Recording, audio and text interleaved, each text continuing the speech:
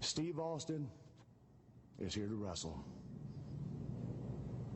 It's what I do best. It's what I do better than anybody in the world. There's no Hogans here. There's no Flairs here. There's not a Dusty Rhodes. There's no one that can hold back Steve Austin now. Stunning, tossed it out the window. Never was meant to be. And I'm going to show everybody here exactly what a true superstar is supposed to do. What a true superstar is supposed to be. Because no one here can hold me back. Nobody. I'm going to be the superstar that I always knew that I could be. Because there's no one that can stop me.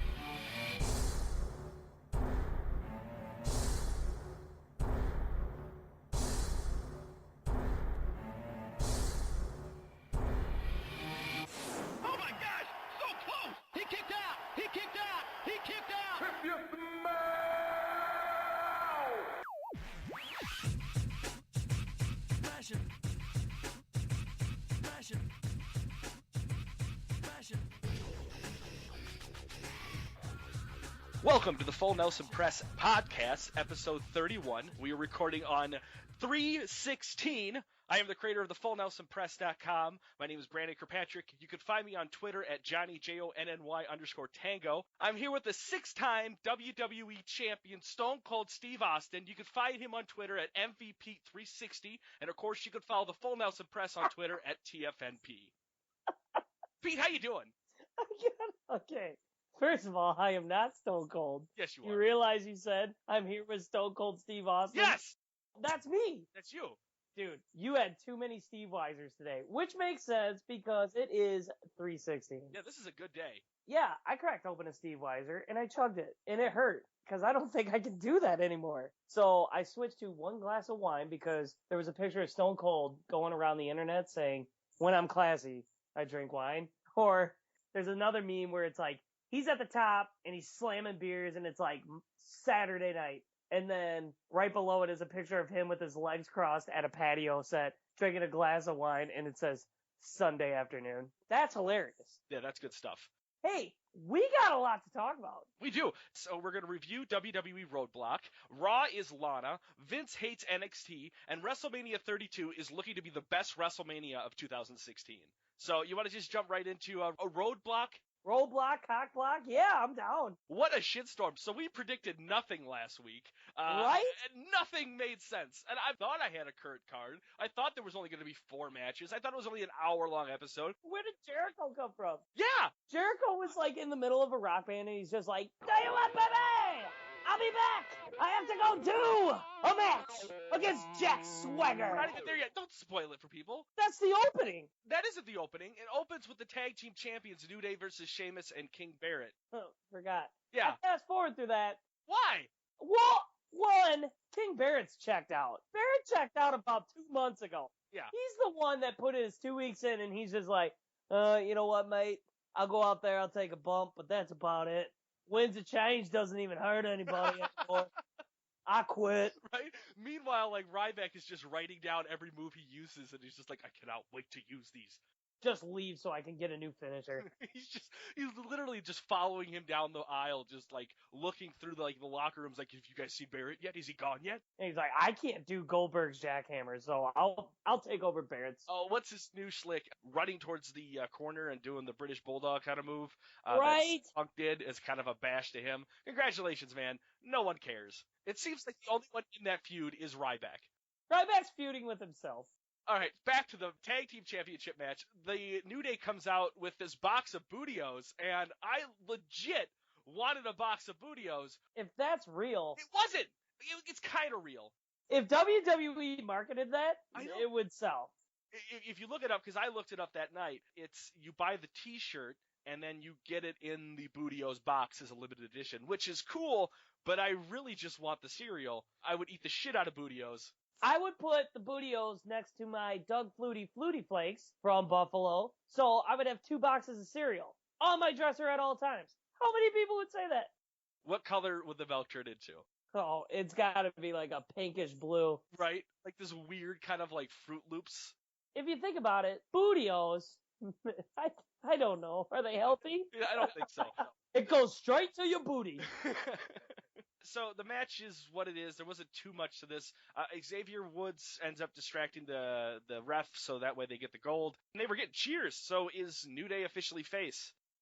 I think so. I was hoping they wouldn't. I was really hoping they'd stick to their old, like, oh, you just got bootied. And, like, people would still be like, oh, they cheated, but that's hilarious. But they're still heel. Because I really, really was hoping Enzo and Cass were coming out. Which I'm still holding on to that glimmer of hope. It's done. It's done to me. We are not seeing that until probably Payback. I know. So forget that. Next is Chris Jericho comes out and cuts a promo to just, he claims he hates Canada and all Canadian fans. He's got a very valid point, though. Nickelback. Okay, he's got that. It's just Jericho, so it's fun. It's entertaining. But who comes out to defend Canada? The American Jack Swagger. This doesn't make sense. Like, they should have had some sort of, like, this is where Sami Zayn should have came out. The real Canadian. Sami Zayn versus Jericho would have been awesome. But, of course, Vince is like, no. We don't want that. You know what makes sense right now, guys? Now, hear me out. America. Sides with Canada, okay? All right. And then you look over there, you see Triple H in the corner just scratching his head, and Steph's like, what is my dad talking about? And Triple H is like, well, he's playing Risk right now. He feels like the way the game goes in Risk is how we're running WWE. So he's sending all of his troops to Canada to take that over, where everyone's like, just sacrifice it. So I think probably the same thing happened, and Triple H just like pokes his head out the door and like, I need the first wrestler I see, and he's like, Jamie Noble move, and grabs Jack Swagger, and that's how we got this match.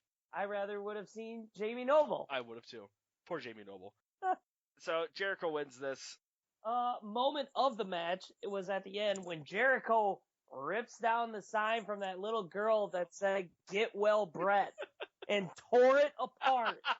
Heel level 1,000. Jericho is probably the MVP of this episode. Well, I'll just say it straight up because he is just the man tonight. You're talking about our show, not Cockblock. No, not Cockblock. Cockblock Okay. sucked. It was definitely like prom night where the kid is trying to get with his girl and the mom comes downstairs and says, turn off Scream 3. It's time for bed. It's not even that. It's you went to Blockbuster and got Scream 3, but when you put it in the DVD player, it was like Clueless. Ooh. And you had to watch it. Like you had this time, you had to watch it. If you were going to pick a movie, why would you pick Clueless? Clueless is actually hilarious. I was on Xbox playing the new Dragon Ball Z Xenoverse. One of our buddies got me into it. And I was peering offline, and I saw you hop on, and I saw you go to the WWE Network that Sunday morning. And I was like, I bet he's watching Cockblock. I'm not even going to invite him to the party. I don't even hear him. Live reaction of you watching this pay-per-view. Super hungover, super angry. I laid there. I threw my hands up like, oh my God, this isn't helping. The room's spinning. This match was pretty good. This was probably one of the matches of the night. The NXT Tag Team Championship. Woo! The Revival versus Enzo Amore and Colin Cassidy. This was a really good match. First of all, I was invested by just the video package they played ahead of time for this match. My name is Enzo. That dude is the new mouth of WWE. That guy can talk. And by the way, Cassidy can also talk. Oh, and Carmella, she's hot as hell. Oh, she's awesome. But Colin, he is really impressing me. I've been seeing more of him in the mic and him just yelling, I guess, in the ring during his matches. And he does have the charisma that makes a WWE superstar. So it's very exciting to see where these three go. And for the other side, the Revival, those guys are good. I like their gimmick. I was kind of bored with them, but then once I kind of understood that they were this old school wrestling and not like the old school, like the vaudevillains, more of like the 80s kind of wrestling, Yeah. I kind of get where they're coming from. And it's so cool. I really dig it. They work well together. They're good in the ring. They put on really good matches. I'm not really a fan of them, but I mean, their song though, I'll say yeah, and it's like, ugh. The one guy looks like if Bill DeMott and Arn Anderson had a baby, they would be, I think, Dawson, the one with the chops. Yep. But I'm also really afraid for them to be called up. The Revival. I think Colin Cassidy and Enzo, they're good. They're fine. But I don't think the Revival yet is ready. They would get the treatment of the Ascension. Yes, but I think they are the perfect tag team to put with somebody that, like a legend, and just let them, like, just either be a manager or even let them in the ring at some points. But I think putting them with somebody and making it a trio would help give them a better character in the main event roster. So that way, when that legend leaves, they have a better footing. Kind of like when Team Angle came with Charlie Haas and Shelton Benjamin. I really don't think those two would have survived coming into there by themselves without Kurt Angle helping them, bring them up to the main roster like that. You are right. You are right. I'm always right. This match was really good, though. The one thing, they kept Enzo in the corner. Pretty much the whole match was just Enzo in there. A lot of really cool things, though, like when they tackled him out of the ring. Yeah. I loved this match from beginning to end. Enzo and Cass, they lose, which is sad. But I think this means main event is on the rise. I think they're getting called up. Yeah. I really do. Because, I mean, I think NXT, they've done everything in there except hold the belts. And to be honest, I don't think they really need it. No. I think they have the perfect little click right there. Right. And they're good. This tag team, they said it in their promo that they have been there since the beginning. They're kind of now getting bigger than NXT. This is now the point to be moving these guys along. They don't need the title. They don't need anything from the NXT product anymore. It's time to get them into the main event roster. Absolutely. I also did like the old, the Revival's Code Breaker. Yeah, that was so cool. It was like their finisher. I thought they were going to do like a 3D at first, and then it became that weird Code Breaker. And here's a crazy thing. Each NXT tag team has a team finisher, and they're all really good. Yeah, they have its own thing to it each time, which is so cool. Jason Jordan picks the dude up, and Gable comes up and grabs him and then suplexes him from Gable's shoulders. That's awesome. Yeah. The Vaudevillains, the Whirling Dervish, that's a great move, too. Do the Hype Bros, do they have one yet? Yeah, Zack Ryder does his Rough Rider off the top rope. Like, first, Mojo, spears him and then picks Ryder up from the ropes, throws him over. Cool. Yeah. So, each one. So, NXT. We'll get there. I got a nice NXT. We haven't had an NXT roundup in a while, and this one is brewing. Next is, I think, the match of the night, the Divas Championship. This match came out of nowhere, wasn't advertised at all. They kind of just were like, hey, there's a match tonight. Oh, and by the way, here's a backstage segment. It's now for the championship. This was Charlotte versus Natalya. We've seen this match before at NXT, and this one just as good as that match was. Why are they making Natalya not look attractive? Her outfit's bad. That's her, though. That's her thing. I don't think that's her. Really? I think it's that shady, stupid douche from Total Divas. Oh, yeah. Mike Corona. Mike Corona really likes to ruin women's self-esteem. Like, hey, you know what, Natalya? You are getting old. I'm 30. Yeah. I'm sitting there well, fucker, if I was there, I'd super kick your head off. Those two have great chemistry in the ring. The crowd was really into Natalya. This was a perfect match for Natalya. I hope she feels like she really accomplished something, because I think they had 15 minutes in this match, is what I read or heard somewhere, which was great to see them actually get 15 minutes to do something in the match, which is great. Nice. The other thing was seeing Natalya refusing to tap out to the figure four. That was super cool. And then actually kicking out of what's her move? The natural selection, I think is what it's called. Charlotte's move. And we got to bring it up. Natalya's fake eyelash that hung off her face. Oh, yeah. That's just Carano saying to the makeup people, you know what? Don't put that on, because we don't want her to look too good. Fuck you, Carano. Natalya's hot. Look at her in her cop uniform back in the Halloween days where the Divas dressed up. Woo! Pete, you're at 11. I just feel like Natalya's a woman that I would have a chance with. Well, I don't know. She's pretty dedicated to Tyson, who is kind of a douche, but I get where he's coming from a lot of the time. might be gay a little bit. Could be. After watching Total Divas, do you not sort of question it? I see it. He just like Cesaro. Right? I think we need to review Total Divas, Pete. I think I'm going to set this up. When the season finale of this season happens, we're going to review all of Total Divas from beginning to end. Maybe we'll do a Total Divas special. I'm excited about this. I got to catch up. I'm behind a bunch of episodes. I am actually current because I was just in one of those, man, I really want to watch Breaking Ground again, but I don't want to watch the same thing I've watched 3 times, so I watched Total Divas. I love Breaking Ground. It's so good. Next was a weird match. This was Brock Lesnar versus Bray Wyatt. Wait. Brock Lesnar versus Bray Wyatt and Luke Harper in a handicap match. Wait! No, not yet, Pete. Brock Lesnar versus Luke Harper with Bray Wyatt ringside. What the fuck happened here? Bray Wyatt apparently has been having some back problems here and there. No. That's why WWE has been keeping him off wrestling, and I don't know how severe they are. I guess they don't really want to hurt him, but if that's the case, write it better so we don't sit there and just be like, well, Bray just ran away.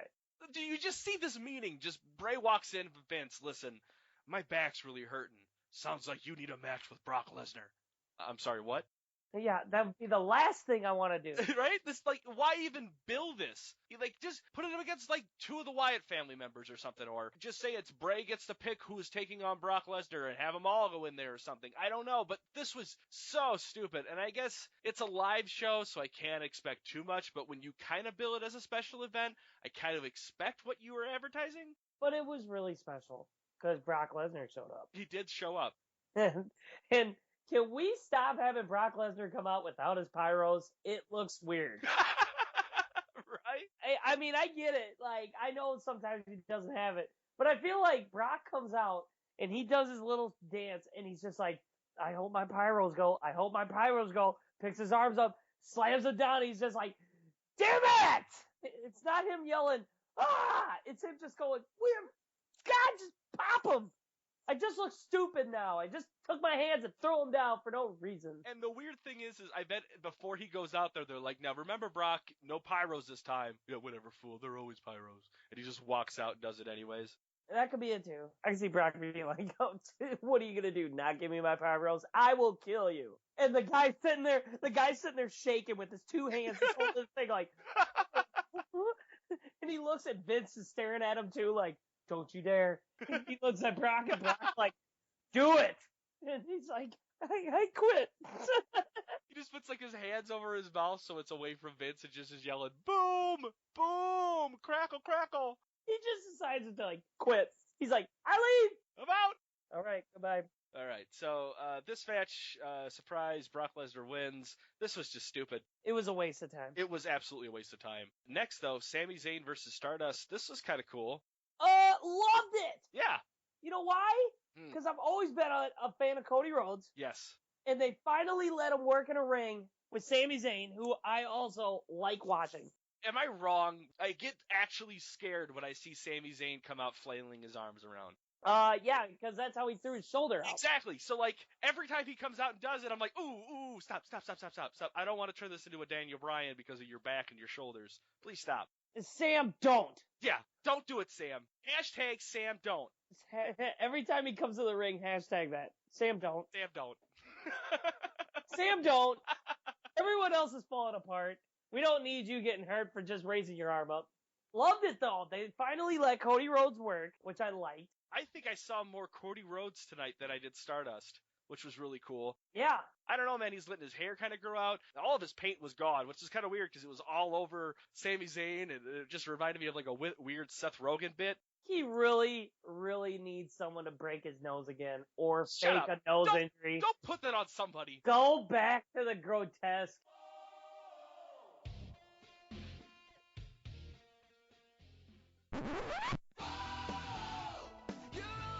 I love the dashing Cody Rhodes. Give me dashing Cody Rhodes. Keep his, the one thing I hated about the dashing Cody Rhodes for the longest time is he didn't wear knee pads, and it bugged the fuck out of me that he never did. It bugged a lot of people. There's a lot of times we were sitting there watching and we're just like, well, he just put knee pads on. But when he had the grotesque thing, the paper bags, putting it on fans' faces, yeah. Go back to that. But hear me out. Okay. I liked it more when he came out and did the whole thing with a reflection in the mirror. what if we team him up with Tyler Breeze? That would be kind of cool with the dashing Cody Rhodes and Tyler Breeze, and it would help both of them and put them in the tag team where those characters could work. Wow, Brandon. You're welcome. That's all me right. clapping. So this is the Full Nelson Press episode 31. All right, cut.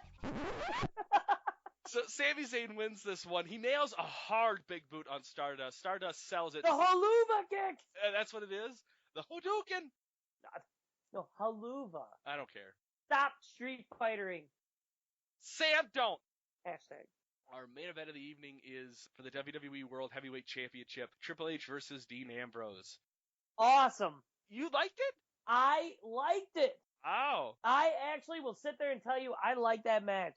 You know why? One, Dean Ambrose, even though he does his move too much of bouncing back, clothesline, he's doing it too much. He did that as many times as Triple H pinned Dean Ambrose. Yeah. But he puts on a match, though. Oh, yeah. Absolutely. This match, I wasn't a big fan of it, but it did finally get me excited about Dean Ambrose versus Brock Lesnar. I see Dean Ambrose just going all out against Brock Lesnar, like throwing caution to the wind, just who cares? He's just going to take everybody out. It made it better, but the way the match went, it sort of made you go, could we see Triple H lose tonight, throw everyone for a loop? Like, even though I really didn't fully believe it, when he pinned him 1, 2, 3, and then they called it off because his foot was under the rope, first of all, when was that a rule? I don't remember that ever being something. It is. It is a rule. Submissions are the same. I guess my thing with it, though, is it really wasn't too far underneath the ropes. Right? And also, the ref fucking looks right at it. And then the one thing that really just put it over for me is, okay, let's set this up.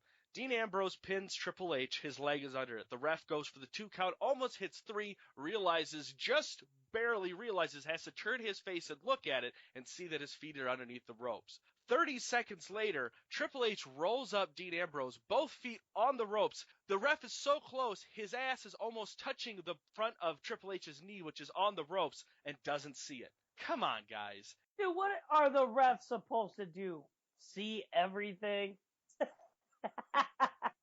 As a magician, like, you try to do the trick and then hide it. Like, you don't do the trick and then do the trick immediately afterwards and kind of just ruin the whole big bang.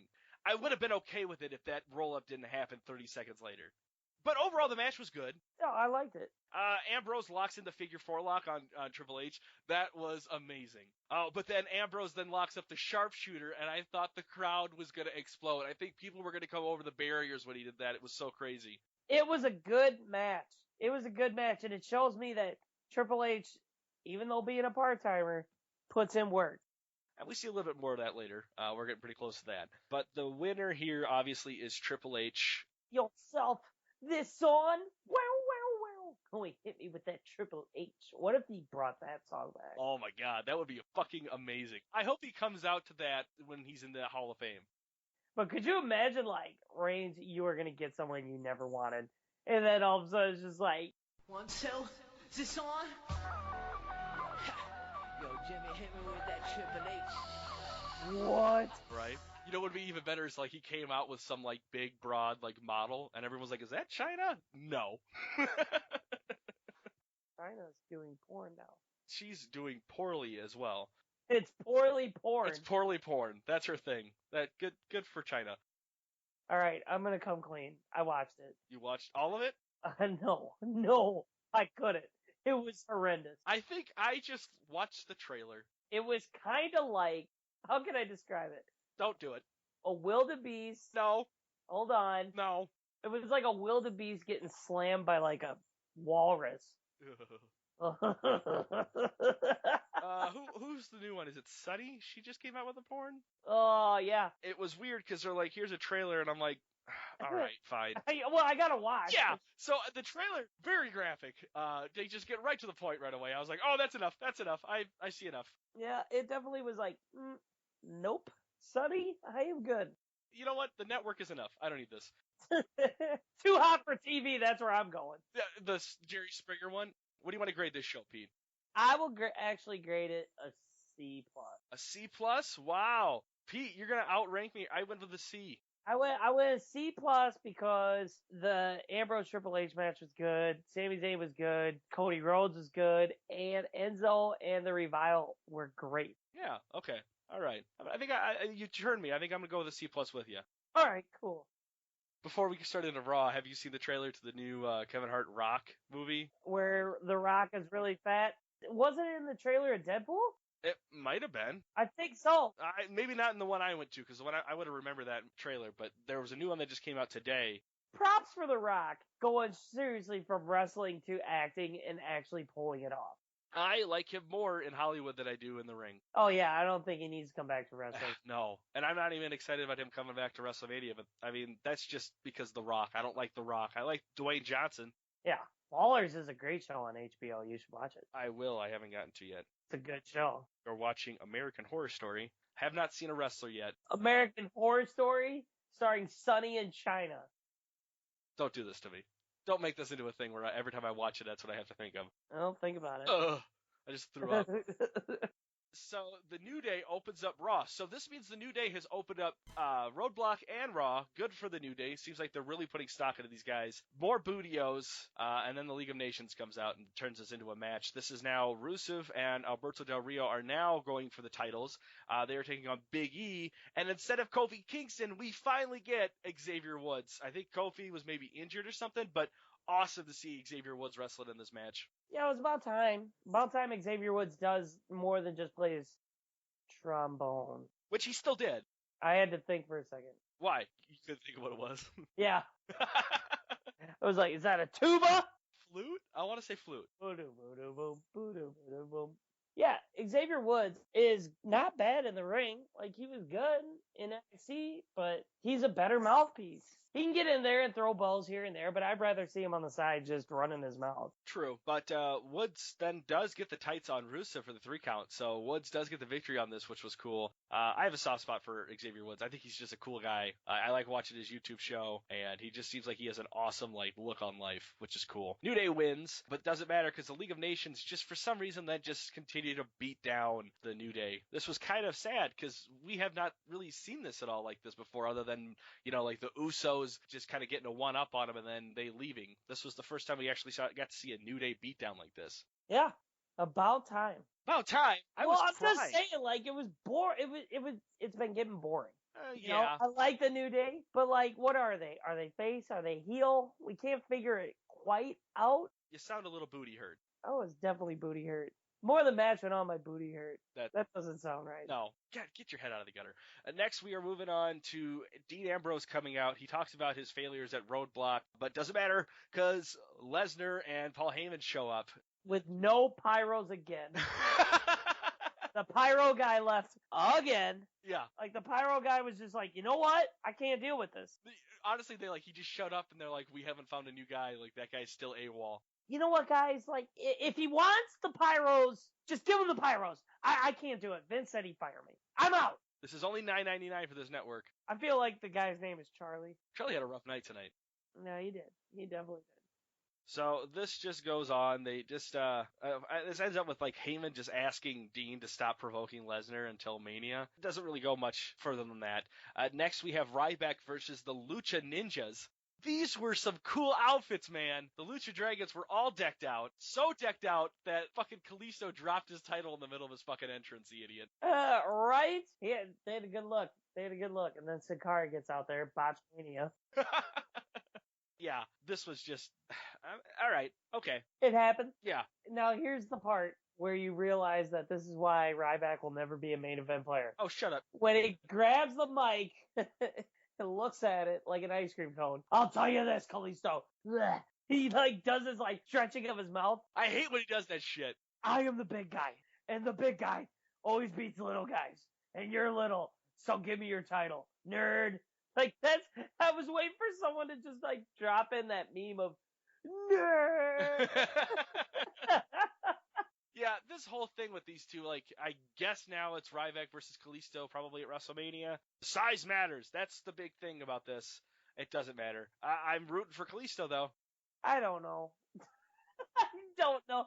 With these two, it's hard to say. Like, it's like, do you give it to Ryback and maybe he'll do something with it? And then Kalisto and Sin Cara can go back to being a tag team? Because I think that's what WWE wanted to do until Sin Cara's shoulder popped out. When I look at this match, I want to think it's going to be like how good Seth Rollins versus Randy Orton at WrestleMania last year was. But I know this match is just going to be just coated in just boos and the chants. And the chants are just going to take over this match. And it's just going to be a bunch of Ryback doing chokeholds instead of power bombing and throwing Kalisto around like he really should. I want to be excited about this match, but I don't want to be disappointed. I guess so. I guess so. Stephanie McMahon then comes out to introduce the WWE Champion Triple H. Triple H comes out to tell us all that our lives don't matter. I know we talked about a couple of weeks ago about how Triple H does amazing promos, and then we just get these nuggets. This was bad. This is what it sounded like to me. Triple H. Oh, a whale. It's a whale. It just moved so slow, and then he just talked too much. It repeated the same thing over and over again. It's just like, you're working for your bosses suck, you suck, you go back to your life, and then talked about how, all you want to do is just keep hanging out with your high school friends. Well, what the fuck is the click?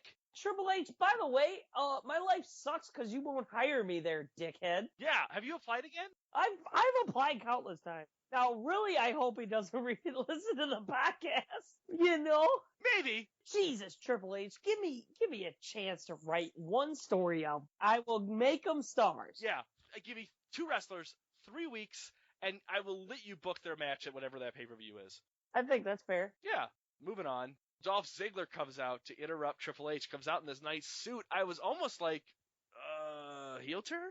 But no, which is okay. I kind of like this Dolph Ziggler versus the Authority. He kind of is the only survivor of that team of people against the Authority, isn't he? I mean, Cena's out. Yep. I can't even think of anyone else that was a part of Team Cena. So I like this. I really did like this. This was one of the most enjoyable parts of this whole overall storyline that goes over the show with these two. Dolph Ziggler just goes on about how he's upset with the Authority and he's got nothing else to lose. Stephanie McMahon then gives him a deal that if he can win this one match tonight, he can pick any match he wants except for the main event at Mania. And once she said that, I was like, oh, maybe there's hope here. She announces then the match will be, and there's this funny turn when she announces it because she says it's Triple H versus Dolph Ziggler that night on Raw, and Triple H goes from this laughing, like, happy-go-lucky kind of like, I hate this guy, to just mean the game Triple H within a couple seconds.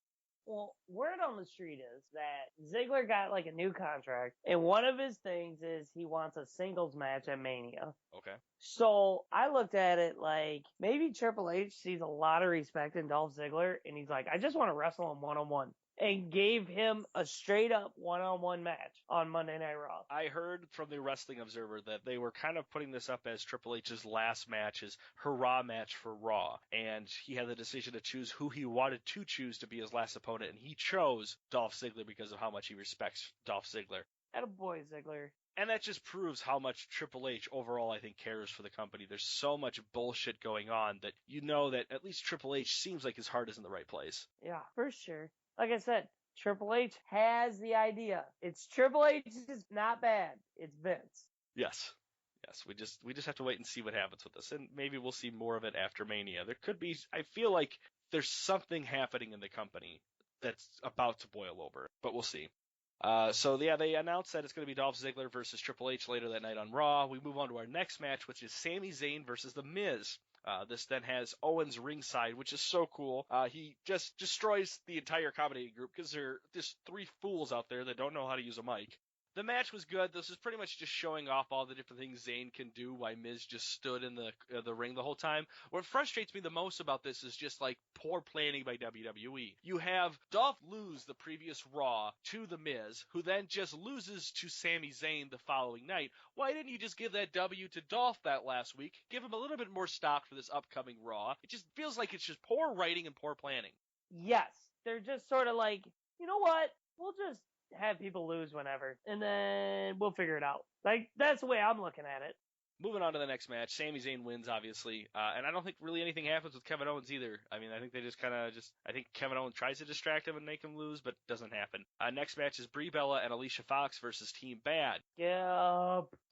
Okay. Ugh. But Lana coming out. That was kind of cool. Team Bad gets the win because of Lana, which is cool. Right after this, though, after the commercial break, we see JoJo has an interview with Paige talking about just things that are going on in Total Divas, which is kind of awkward because they're like, hey, how is your failing relationship with your fiance going? It's still failing, and he's still my fiance, unless you watch this upcoming week. Yeah, right? Lana interrupts and talks about the whole Total Divas slick and totally just reams Paige for now being one of these Total Divas, which it's kind of the case, but it's like, I don't think Paige saw what this was going to turn into, and I don't really know if she had a choice of anything after this Total Divas thing, but yeah, it sucks that she's in it because she's not doing anything. Total Divas has ruined Paige by far because she was always known as the anti-diva. Right. So it's like, now you're on a show called Total Divas. it's the exact opposite. I don't know how else to make you look. You know, like, you're a poser. Right. Like, that's why, like, the fan base, like, sort of left her. Yeah. I think, because they're all just like, are you kidding me? You had to go to E. Like, we all found you attractive, and we all liked watching you wrestle. We didn't need that. I think she gets on my nerves just watching that show because I'm just like, fuck, you are going to get fired one of these days for the shit you pull. Oh, I know. She should have been canned a while ago. Oh, a long time ago. Or it's E just being like, you know what you should do? It's probably it. Oh, whatever. Lana comes out, puts some heat down on Paige. Paige then threatens Lana because she's not a wrestler. We haven't seen that she's not a wrestler. Then Team Bad shows up to save Lana. If you did notice, though, at the beginning of this promo, you see Tamina run out of camera quick because she gets caught at the beginning of this whole thing with JoJo and Paige. So you know, watching this whole thing with Paige going down and then Lana showing up, you know Tamina is just 3 feet to the right, waiting to be just brought into camera. It ruined the whole thing, but it was fucking hysterical. Oh, it was. It was definitely awesome. Like, I love Tamina. In her awkwardness. Right? That In should be her thing. Weird Clint hugger pants. Whoa. I hope it's a Clint, is what I'm saying. It looks like a dick. But that's not the point. And she's got a man butt. Tamina is weird. Your dad murdered somebody. Hey! Wow. This just got deep. Am I wrong? This started off... Am I wrong? If you asked me if there should be a Netflix series about it, I would say yes. By the way, me and my buddy figured out who our next favorite wrestler is going to be. Who's that? The Drifter, Elias Sampson. We were joking around like all through Raw. We're like, what if Elias Sampson is supposed to fight somebody important, but he can't find the ring because he's too busy drifting? He has a title match, but no shows for it.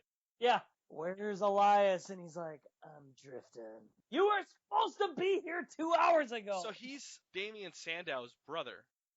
I was going to say, I was like, oh. So what if we put those two together? We have Damian Sandow as the intellectual savior, completely like just everything's clean, everything's like the way it has to be, and then you have his brother just be the drifter. That'd be awesome. That'd be a good tag team right there. Moving on, right down the hallway from JoJo and Paige, we see Renee Young is now doing an interview with Charlotte and Flair. We went from backstage segment to backstage segment, and the background didn't really change at all, which was kind of fucking weird. They discussed the triple threat match at Mania, and that's it. Nothing really happens here besides Ric Flair maybe threatening another woman. I'm not sure. It happens every week. Ric Flair needs to get off TV. He looks like he just got like cleaned up at the morgue. Yeah. But then somehow got life into his dead corpse and started walking around. He just looks like that contestant that won the car on Wheel of Fortune, just that expression every time he smiles. I'm going to tongue punch that girl's mouth. Well, I was going to say something else. Don't leave Tamina out of this. By the way, Tamina Clint Hugger Jeans can be found at your local neighborhood. Clint Hugger Jeans. 1995. Next is the Usos versus the Social Outcasts. The Dudley Boys are ringside. This seems to just be the trend. Everyone has, whoever they're against is just ringside. They are really trying to force feed every feud going into Mania right now. Whatever happened to the good old days that after the match, the Dudley Boys would jump them, walking like upstage. Or in the back room, like all of a sudden, boom, like thrown through the stack of plastic pipes. But they make a lot of noise, so it sounds like it really hurts. The Dudley Boys got their name for just like, oh, we're feuding with these guys? So that means every time they have a match, we will just show up, bring one table, put someone through that table, and leave. And it seems like WWE just forgot that's how they got to where they are. Moving on. Dean Ambrose is now backstage, but Mick Foley shows up. This was a really cool bit. Foley asks Dean why he wants to face Lesnar at Mania, and Dean explains that it's what he does. Some cool back and forth between these two where Foley kind of talks about falling off the cage, because that's really all they want to talk to Foley about nowadays. But Foley gives Ambrose a gift. Not his daughter. Ooh. Could you imagine? Man, you're just turning the show around. Why can I not talk about Mick Foley's hot daughter? Because we just got off of Sunny, China's China's Tamina. porn. Tamina's clit hugger jeans. And now Noelle Foley getting given to the titty master known as Dean Ambrose. He already has Renee Young. Renee Young, I feel like, is another girl in WWE I might have a chance with. I don't think so. Really? I mean, you have charisma, but meh. My charisma brings me up. Like, I'm normally like a 4, but my charisma brings me up. Right, but let's think about Dean Ambrose's charisma. It's like at a solid 2. That's not going to help you, man. No, his charisma's high. He just always seems like he's half asleep. Well, because he's usually at the strip club before any of the matches. He is a titty master. Right? So it's not Foley's daughter. He gets a barbed wire bat, which is cool, but are we really going to see some blood at WrestleMania? Can we talk about the fact that barbed wire looks straight out of like a Lego set? Yeah. You sit there and you stare at it, it's like, yeah, that's going to really hurt him. Right. But it was a cool segment to at least have Mick Foley be there and be like, hey, I was crazy, you're crazy, here's a bat. This is where shit hits the fan. We have Dolph Ziggler versus Triple H. The match just started with like a bunch of headlocks. It really had a slow pickup, but really started to pick up towards the end. This was a really good match. It actually had me starting to believe that Dolph Ziggler could win clean on Triple H. That match was awesome. You give Dolph Ziggler a platform and you give Dolph Ziggler someone in the ring who is just as talented as he is, he can perform. I think this match was better than the match prior to this with Dean Ambrose and Triple H. Do you remember Ziggler and Rollins? They put on matches. Amazing matches. Ziggler and Owens put on matches. Dolph Ziggler, Kofi Kingston put on some really good matches. Yeah. Dolph Ziggler was at a 20 tonight. Like, he was just going as hard as he could. It was a great match. I was loving everything about this match. The super kick, doing the zigzag, everything to it. It really just, he was running circles around Triple H, and it didn't make Triple H look bad at all. Triple H is just a veteran who just stays in one spot and just continues to try to get the pedigree on Dolph Ziggler. And the other thing, too, is the match is awesome, but the cloud was looming over because it was already announced, which is where WWE needs to stop doing this, announcing that someone's coming back. Yeah. Reigns, you knew was coming back. You heard about it. I mean, if you have the internet. Right. So you're sitting there like, how's Reigns coming out? Is he going to come out and help Ziggler win? That's what I thought. Yeah. You know, which would have been awesome. It made sense. That would have put Reigns even more like, even though they don't want him to be a heel, but, and the funny thing is, and I have to sort of go back, Triple H is trying to do everything to make him be a heel, and people are like, no, we still like you better. The Triple H we saw against Daniel Bryan, we could boo that character. But right now, Triple H is probably the biggest star, one of the bigger star powers we have going into this event, because everyone else is fucking plagued with injuries, and everything he's doing, he's getting cheers for. You gotta turn Reigns heel, right? Like, you have to. To be face, he should have came out and fucked over Triple H and then started the beatdown. But instead, he comes right out, goes right into the beatdown. It's weird because he doesn't come out from out of the crowd. Like, he comes out from the Titantron. Triple H is like, where's he coming from? It didn't hit its mark, whatever it was trying to hit. Then they just go into all ballistic mode, and these two just beat the hell out of each other until they get into the backstage. Which is hysterical. Triple H throws one of, like, the sound boxes that you carry, like, amps in, and he throws it, but the ref, stumbling, rocks, like, right into it while it's in midair, hits his shin, and you see him just go, son of a bitch, fucking just hops off screen. Poor referee Dan Engler is his name. 13 stitches? 13 is that stitches what he got? what he put on the Twitter account. Yeah, bad night for refs, because, yeah, he just gets destroyed. Charles Robinson tried to stop Reigns, and Reigns pushed him down. Right, which was funny, because then he still refs later on in the night. Charles Robinson's like, ain't no thing, man. This whole thing happens backstage. Triple H is cut open, and then they just end the segment with, and now, the 2016 Hall of Fame, Jacqueline. Ugh. Favorite Jacqueline moment, Pete? When she won the Euro title. Because I was like, Did Jacqueline just win that? I knew she was around during the Attitude Era, but I can't fucking place her anywhere. Will they quit saying who's going to be in the Hall of Fame before they're announced? You're right. There's no surprises anymore in wrestling, and that's wrestling's biggest thing is keeping the audience surprised. Yeah. I understand you're trying to be like, hey, we have the most likes and we're getting the most retweets and look at how much this is building our social media. It is, but your fans are just, I don't know, man. Like, you just can't be surprised anymore. I think it's and this is not me being like negative, but I think their product's so bad that they're drawing for straws to be like, hey, Undertaker's going to be here, people, so tune in. Where me, I'd be like, I don't give a shit if Undertaker. What, he finally break out of the nursing home and got on his tricycle? Man, you just have this deep hatred for Undertaker. Did he owe you money? I didn't have a hatred for him. Was it losing the streak? Is that when the magic was gone for you, Pete? He should have left after the Triple H match. That was the one I would have been fine with. Which one, the Hell in the Cell one or the first one? The Hell in a Cell one. I like the one before that one, though, because I disdain Shawn Michaels and everything he does. But everything in the first match where it was him versus Undertaker versus Triple H the first time, I think that should have been his last match. All right, that makes, well, yeah. But I don't mind the other one. I hate Shawn Michaels. I said it. I hate Shawn Michaels like you hate the Undertaker. I'm actually with you there. I don't like Shawn Michaels either. I think his voice is fake. I feel like when he's talking, he's like, I have to try to talk deeper than I really can. And then he comes out in shit kickers, and it's so stupid. It's like, dude, come on. The ponytail is still going on. Like, Paul Heyman let his go. It's time. Yeah, and Paul Heyman's a man. Yeah, he is a man. We get another backstage segment, though. This one, I don't know what's going on here, man. So we see Goldust walking down the hallway until he sees a penguin, which we find out is R-Truth. He reveals that the tables have turned here. Now R-Truth now wants to be Goldust's partner, and says he wants to be his mate for life, just like penguins are, and Goldust says no and walks away. Good. So they're still working on trying to get this thing to go over. I hope this is maybe setting up Goldust and Stardust together again. This just feels very reminiscent of Goldust trying to find a new tag team partner for Stardust before he turned heel.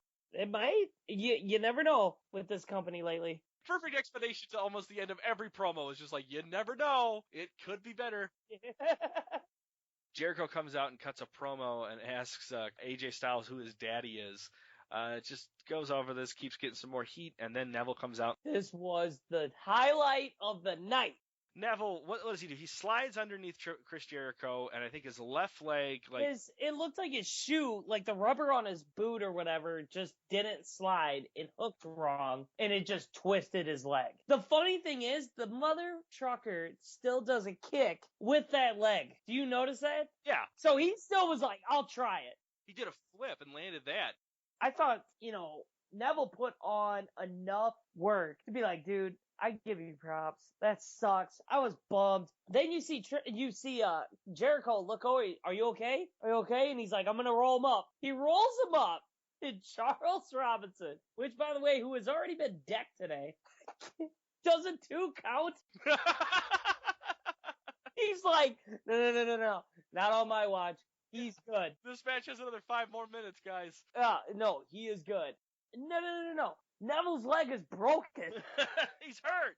And I love how Jericho just gets up and goes, doesn't even hide it. Looks at me and goes, he's hurt. I even heard him say that. It's not quiet.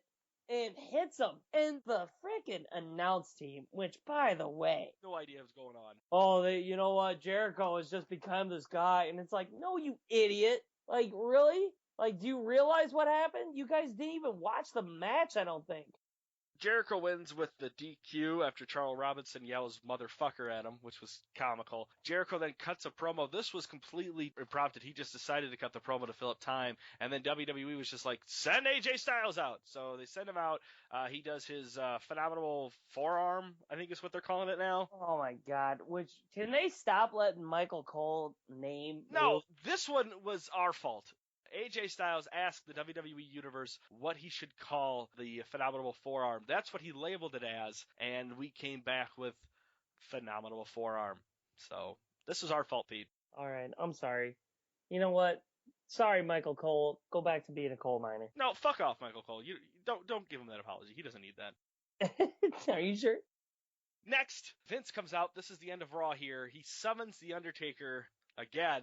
There's so many questions I have into this. First of all, what kind of power does Vince McMahon have into bringing Taker out? Secondly, when Taker does come out, he just seems unenthused. He doesn't want to help out Vince McMahon. He doesn't care about beating up Shane McMahon. He's just there to beat up Shane McMahon. So what is Undertaker getting out of this? It seems like he just doesn't care. He just wants to beat somebody up. I don't get this angle at all. No. All right, I went from Shane's back. Shane really can't talk too well. Shane's in good shape, though. Wait, he's fighting The Undertaker in Hell in a Cell? And he hasn't found a loophole yet? I'm confused. Unless they announce a loophole at the pre-show. Could you see that just happening? Oh, my God. I could. I could see it. I could see us, like, sitting there, and they're like, Renee Young, this just did. Shane McMahon will not be wrestling because Goldberg is. And it's like, what? That's bad. Let's say it's a 4-hour show, and that match happens 3 hours in, and for 3 hours we've just been hearing...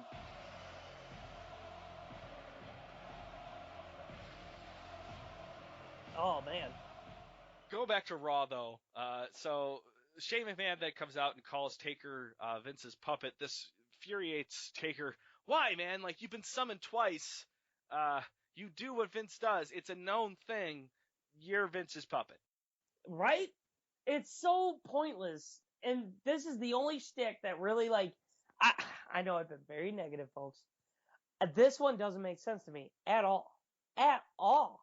And by the way, Undertaker, shave your damn head again. You look stupid. Another thing, we're calling him The Taker now. I'm not calling him Undertaker anymore. It's The Taker. I'm calling him Takes. Takos. The Take-O-Mac. Take-O-Mac. Yeah, but Takes, Undertaker, The Taker, he's not intimidating anymore. He really isn't, and I get it, like, there's a huge history behind it, but I'm sorry, Undertaker Shane McMahon is not putting butts in the seats. It really isn't. And I know some people are like, well, if you just say Undertaker's going, people are going to buy it. It's like, well, I think people are just going to buy it just because it's WrestleMania. Like, people go to the Super Bowl because it's the Super Bowl. Right. You know, like, it's the mecca of wrestling. And it doesn't matter what matches you put together, that thing's going to get sold out. Yeah. And so WWE sitting there going like, well, we can do whatever we want and just have fun with it. Like, you know, like, honestly, think about it. This doesn't make sense. So then Shane calls Undertaker Vince's bitch. Taker then goes after Shane by choking him, but it comes into a complete brawl. This was another thing I didn't understand. You have Shane McMahon versus Undertaker at WrestleMania 32, and yet Undertaker cannot outrun Vince McMahon as he tries to get out of the ring? Come on. This turns into a brawl, and then it just ends Raw. And then we go to the Edge and Christian Awesome show. I've heard some things. People have been saying that the show is horrendous, which I could not barely get through the first episode.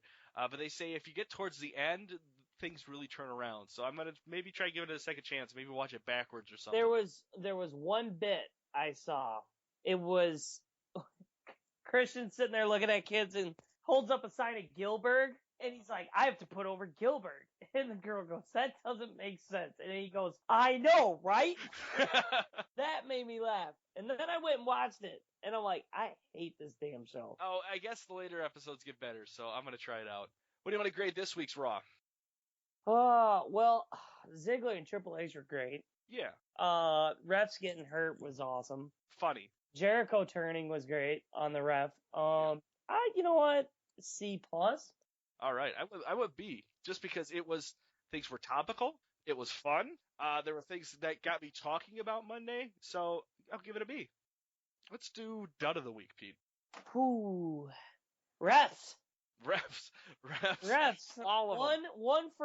One getting hurt, another ref for getting just pushed, and my favorite, Charles Robinson, for not noticing that Neville is broken and like not letting that pin go. Are you serious? Like, Neville could have got way more hurt. Like, Charles Robinson, step your game up. Don't Mike Chioda shit. So you're just gonna give it to try Robinson? Let's do. All right, I'll just go Robinson then. How about you? I'm gonna go with Neville, man. Why? Why? Because he broke his leg? That's not his fault. It's a freak injury. I'm not saying he failed or anything like that. He had a rough week this week. So, Neville. All right, then who's your superstar? That is Dolph Ziggler. Yeah, I'm with you on that one. Awesome. I cannot not be on that because Ziggler stepped up. Yeah, maybe this like catapults him into something for the summer. I hope. He should be bigger than what he is right now. Recently, it has come out that the feeling backstage is that Vince views the NXT brand as more of like a touring brand. It does not view NXT talent as money stars. While a lot of NXT talent would love to be on a spot in the main roster of the WWE and earn more money, the feeling, though, in the locker room is that being in NXT is more fun. NXT talents have reportedly taken notice of how Tyler Breeze has been treated after he being called up, and some NXT talents are even disgruntled after the breaking ground built up Breeze's movement to the main roster just to only have him be a quote-unquote jobber on WWE television. All that makes sense. Absolutely makes sense. Why move? People are having fun in NXT, and then you see things like Tyler Breeze, and he's just like, man, I miss my friends. I'm not going anywhere with this. Like, it's tough. Unless they accept something bigger for Tyler Breeze, but it just seems like everything I'm hearing is just bad news. Well, okay, Finn Balor is someone who is very vocal about it, who came out and said, like, why would I go up there? He's like, there's no reason for me to. And there isn't. Could Balor be posting what he's posted on Instagram if he was on the main roster? Oh, no, not at all. And the thing is like you see things like Kevin Owens coming up and now Sami Zayn coming up. There is a right way, and there's proof that it shows that they know how to call up talent. Do you think maybe Breeze did something? I don't think Breeze did anything at all. I think this is maybe Vince McMahon maybe sticking it to Triple H about this whole NXT thing. Which it could be, because maybe like if you look at Tyler Breeze, he's not the biggest, but the dude could put on a match. But look at Seth Rollins, man. I understand they're two different characters, but they have the same physique, and yet. Oh, Seth Rollins got way bigger. Like, okay, look at Seth Rollins when he was on the Shield. He was not nearly as big. He's gotten built, but Vince McMahon, I've had a great night talking wrestling, and you're a dick. These guys, seriously, I would much rather watch a Sami Zayn versus Kevin Owens match over an Undertaker Shane McMahon match any day of the week right now. I'd watch anybody in NXT. Okay, maybe not anybody. Let's back that up. The Drifter, I can't watch. He's too busy drifting. But I mean, Jason Jordan, Chad Gable. I'm staring at WWE Network because I need to watch NXT this week. If you look at it, here's one page. Jason Jordan and Gable versus the Vaudevillains. I got Sami Zayn versus Samoa Joe. Emma is on fire down there. Yes, she is. And she looks amazing. Did you see the photo? I saw that photo. Suit? I'm an Emma fan. I am too. And then, what do you know? There's American Alpha again. Oh, and there's Samoa Joe and Sami Zayn again. These guys put on matches. And they put on good matches. They put on a story. They have the crowd into it. Vince, your brand, the crowd's bored. You had a Raw where half the people left before the main event. So Triple H is obviously doing something right. He's the one that's doing something wrong. And until Vince notices that, then he's just going to be that guy. Look at the merchandise sales. If you just look at merchandising sales, how big are most of the NXT stars compared to most of your mid-cards in the WWE right now? You are seeing more Balor Club shirts in the stands than Ziggler's or Vaudevillains. Yeah. You're seeing a ton of Finn Balor shirts. Finn Balor, Sami Zayn, Kevin Owens shirts. Kevin Owens shirts are everywhere. They're just on fire right now, and if Vince just doesn't see that, can he just be done? That's the thing that's pretty scary right now. And CM Punk, when he did the pipe bomb, actually told the most truth. Right, because we're all feeling it right now. Except for the fact that it would be better off if, his son ran it, or his stupid stepson. It would be better off. If Triple H had full control of WWE, we'd be fine. I really think WWE would back to be where it was. Vince is so out of touch. And seriously, when you're what, 70? 70? Is it 70? I want to say 70. Fuck it, he's 70. I have parents who are 70. They're slipping. They don't know what's going on in Raw. So, last thing, I think we have our final WrestleMania card. So I thought I would just read it off. We're not going to do any predictions. Final. Things will change. Yeah. Our final card for WrestleMania 32. Let me read it off to you. 8 matches. Again, things can change. Things might be wrong. The Andre the Giant Battle Royale. Man, 30 people? I don't think you have 30 people on the card to put on that. I don't think they do either, unless NXT people are in it. That's what I'm hoping for. Tag team match, the Usos versus the Dudley Boys. Awful. United States Championship match, Kalisto versus Ryback. Even worse. Tag team championship handicap match, the New Day, all 3 members versus all 4 members of the League of Nations. WTF? Why doesn't the New Day have somebody else? I don't know. Well, who else is black that's not wrestling? Wow. I'm sorry, what? If Vince is running it, you know what he's doing.